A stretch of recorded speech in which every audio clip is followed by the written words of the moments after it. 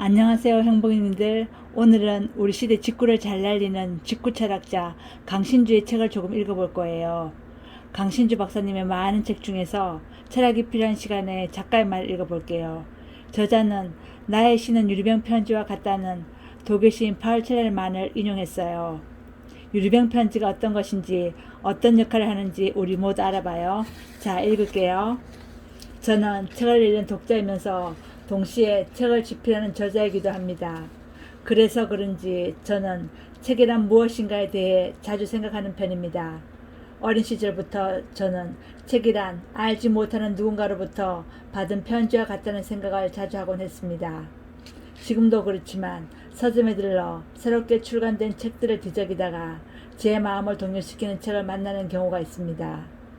물론 모든 책들이 저를 설레게 하는 것은 아닙니다. 아주 소수의 책만이 저를 흔들어 깨웁니다. 이런 경우 누가 저의 마음을 엿보기라도 하듯이 저는 서둘러 책을 구입하여 서점을 빠져나옵니다.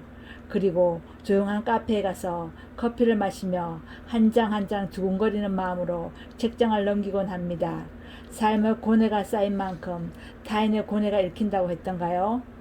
페이지마다 절절하게 아로새겨진 알지 못하는 저자의 고뇌가 스펀지가 물을 흡수하듯이 제 마음에 젖어듭니다.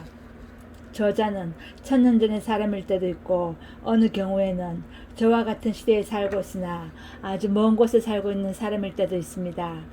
엄청난 시공간을 넘어 책이란 매체를 통해서 저자가 저와 접속되었다는 사실이 기적처럼 느껴지기도 합니다. 간혹 어떤 책은 저에게만 보내는 연애 편지와 같다는 생각이 들기까지 합니다.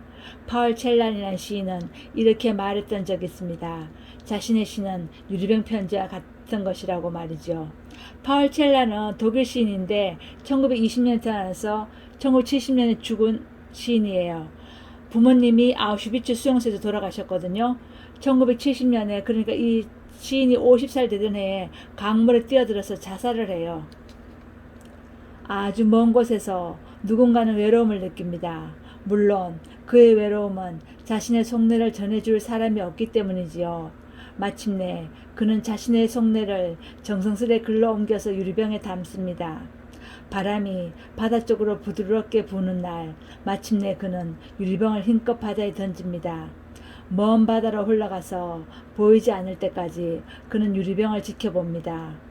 그러고는 어떤 사람이 자신의 유리병 편지를 받을지 설레는 마음으로 집으로 돌아올 겁니다. 그가 바다에 던진 유리병 편지는 수차례 거센 폭풍우를 뚫고 어느 낯선 바닷가에 도달하게 됩니다. 이것도 다행스러운 일이지만 아직 유리병 편지에게는 남은 일이 있습니다. 모래사장에 올라온 유리병 편지는 반쯤은 모래에 묻힌 채 누군가에게 발견되기를 기다려야 하니까 말이죠.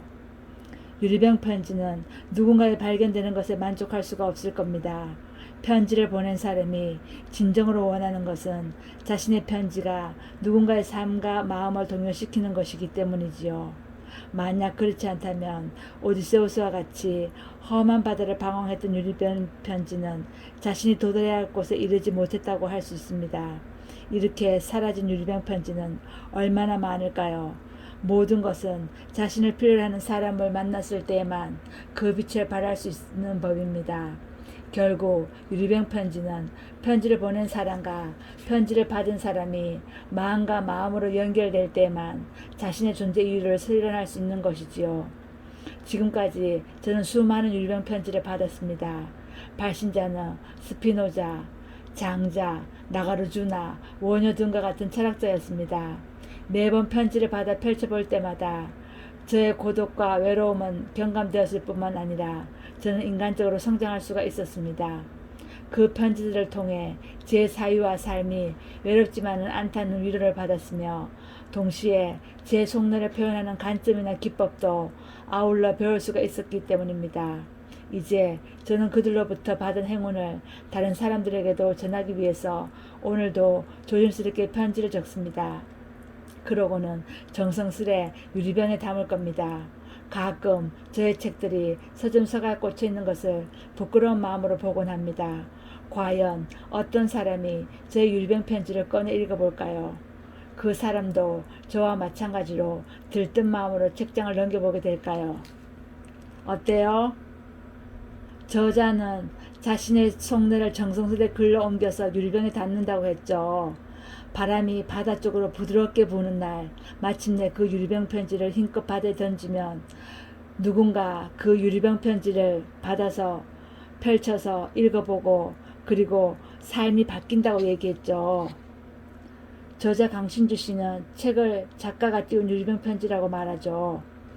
자신은 그동안 스피노자, 장자, 나가르주나, 원효등과 같은 철학자가 띄운 편지를 받아보았다고 하죠.